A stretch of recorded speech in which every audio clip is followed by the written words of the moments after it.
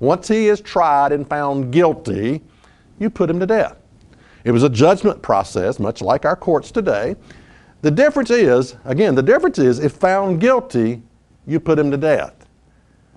You don't put him in a motel for 20 years, a high security prison where it costs $64,000 a year, and you're the one paying for it. Now, you may not know this, but in ancient Israel, there was no such thing as incarceration in the Bible. I mean, they had a holding place that they kept criminals, but then they were quickly tried and dealt with, okay? So I go back to, in other words, the concept of locking people away in a maximum security prison, they didn't have anything like that back then. There was no such thing as incarceration. Deuteronomy 17 and verse 7. It says, the hands of the witnesses shall be the first upon him to put him to death. Now that's interesting. The hands of the witnesses are the first upon him. They're the first to throw the rock or flip the switch, the power button on the electric chair or whatever. And afterwards, the hands of the people. So shall you put the evil from away from among you. Yes, that's the reason for it. It is to eliminate other people mimicking this kind of behavior. Lethal injection, I think the drug that they use to do that cost about $86.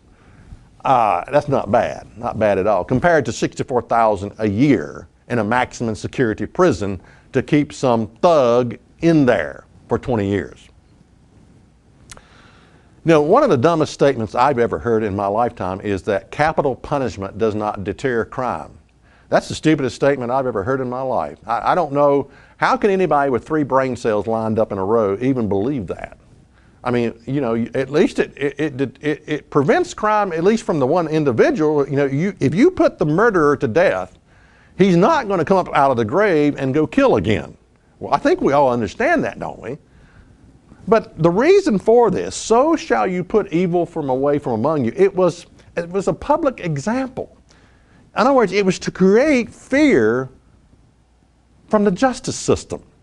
That justice is served, and if you do this, this is what happens to you. Ecclesiastes 8 and verse 11 explains it well. It says, because sentence against an evil work is not executed speedily, therefore the heart of the sons of men is fully set in them to do evil. There's a reason people's hearts are set on evil. It's because there's no justice. You get caught and there may be 20 years before it even goes to court. And then once it goes to court, you get a slap on the wrist, you get 2 or 3 years in prison, and then you're out on the street again. Because sentence against an evil work is not executed speedily. The hearts of criminals are fully set to do them. To continue the evil,